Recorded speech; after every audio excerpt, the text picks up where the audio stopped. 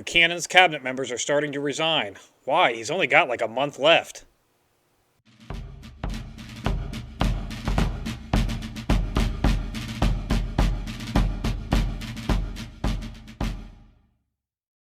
Hello and welcome to Civil War in Hindsight. I'm Lieutenant Tommy, and with me as always, Prospector Johnny.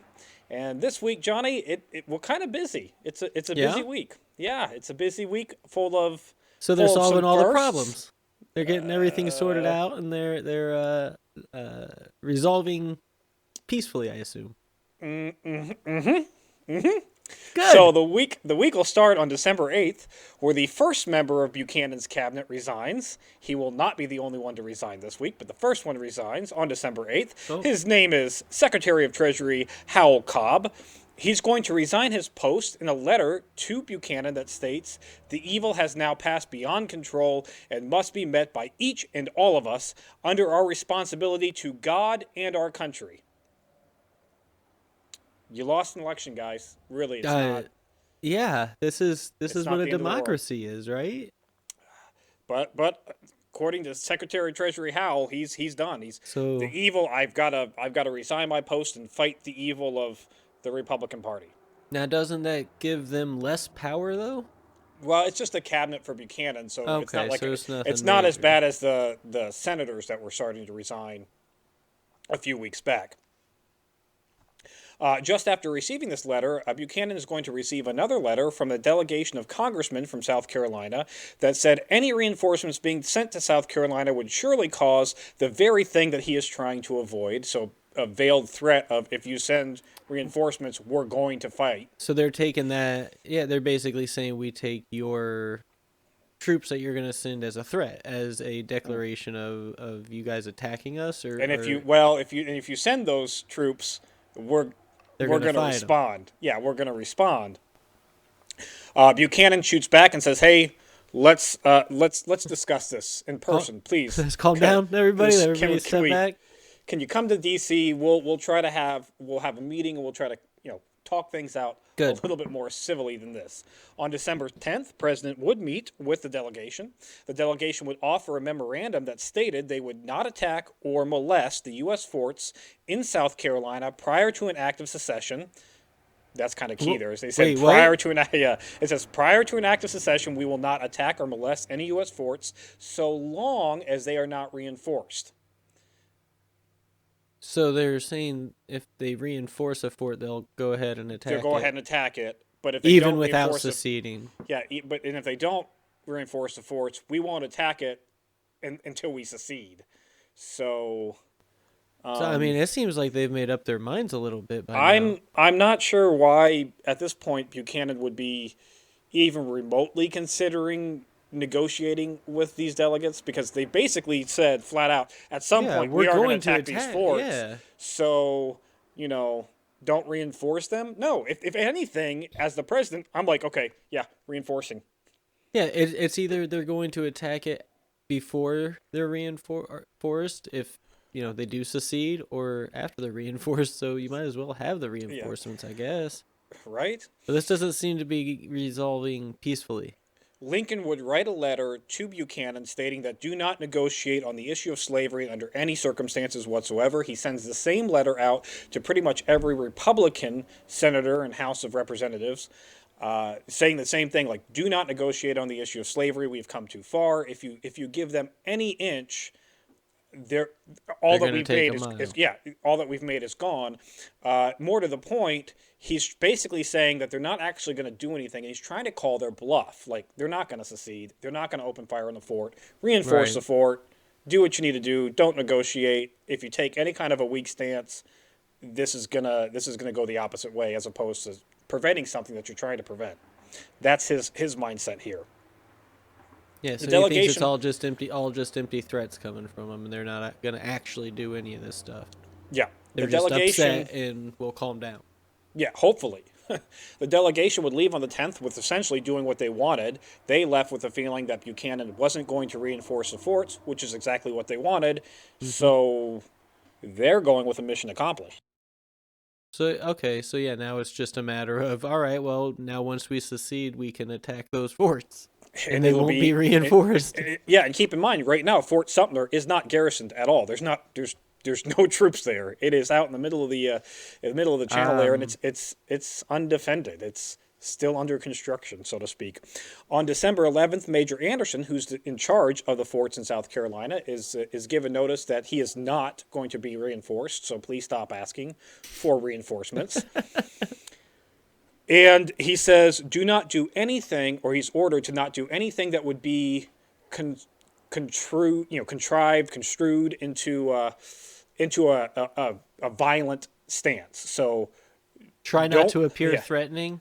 Yeah, don't appear threatening. Don't load your guns. Don't load the cannons. Don't build anything new. Just hang tight. He was given authority by President Buchanan to move the troops wherever he deemed fit for the best defensible location, so he can go to any of the forts that are in South Carolina and choose which one he thinks is the best defended. Major Anderson looks at it and says Fort Sumter's a loss if they attack because there's nothing there right now. But Fort Moultrie, which is his main fort, it's not going to survive unless Fort Sumter is garrisoned. So he's got a decision to make in the future of which fort are you going to try to hold the longest. But in reality, it doesn't sound like either one is in the best position unless they're both garrisoned. On December 12th, the Secretary of State, Lewis Cass, will also resign his post from Buchanan.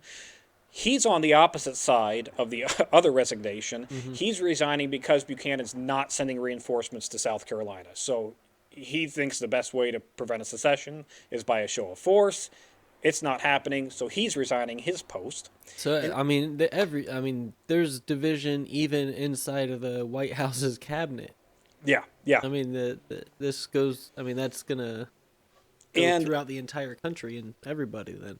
I'm confused by these moves of resignation, other than they're like a show, because at the end of the day, he's got like a month left on the presidency. That's what you guys I have was like wondering. A month left. That's what I was thinking about. Yeah, it seems like maybe they just don't. I assume they know more than we do, and maybe they don't want to be associated with something. Well, which worries me. I think with the Secretary of State, Lewis Cass, I think that's his standpoint, is I'm not going to be a part of this. I said that we should have done, we should have reinforced these forts. You didn't, so I don't want to be any part of what happens afterwards. Just taking his name off it. I think that's it. And I think Howell Cobb was more along the lines of, I lost the election and I'm mad and I'm going to go home. But it is what it is at that point. 23 bills would be proposed by the House of Representatives to solve the disputes with an attempted compromise, including one of these bills that would allow two presidents and the United States to essentially be split into two. So no, wait, what? So that's there are 23 bills. So the House is you remember well. There's the in the future there will be a song, I'm only a bill sitting on Capitol Hill. That's in the future. We don't know that. We don't know that with our time. But a little quick legal but they're lesson trying for to you make it a law. Yes. Countries. Well, that's one of the proposed bills. One and a half or something. There are 23 bills that are being proposed for potential law, which of course, even if it passes the House, it has to pass the Senate. And one of those is suggesting that maybe we just do split the country in two. We have a northern country and a southern country, and they're run by two presidents. Like Korea and Germany? At some point in their futures? At some point in their futures. God, we got into a time machine today, didn't we? In any case, on December 13th, 7 senators and 23 House of Representatives of the House would issue a manifesto urging that secession occur and that the formation of a Southern Confederacy exist. So we have 23 House of Representative members of the South, 7 senators of the South that are actually requesting in Congress that they secede and that a Southern Confederacy alliance is built. So, all right. So this is shaping up to be a real treat. We're gonna have 2 countries now. It's because they want their own country. They don't want to be the South United States of No, America. the idea is that there's going to be a confederacy states of the United States, is at least by what this manifesto is proposing, and the week's going to end on the 13th with Lincoln responding Oh, again, writing letters to everybody yeah. and talking to the newspapers, urging we're not negotiating on the issue of slavery. And by that, he means we're not negotiating on the expansion of slavery. Slavery is Okay. stopped where it's at. We're not going to expand it anymore. He is not saying So that he's taking it slavery out is, of the yeah, new territories, yeah, but he nothing to is do with not, the yes, current slaves. yes, he at no point has he suggested that slavery be abolished in entirety. He is just at this point in time saying that we will not expand it beyond its current borders. And then he So thinks then it'll eventually just peter the hope it'll out just kind or of peter out, die out. Yes. And again, he's if you give, his standpoint is, if we give on this idea that we can go ahead and expand slavery outside of its current borders, then we've lost. They're going to walk all over us, continue to walk right. all over us in the future. What was the point of winning this election if We allow that to if we happen, or allow they this to allow that continue? to happen. Yeah.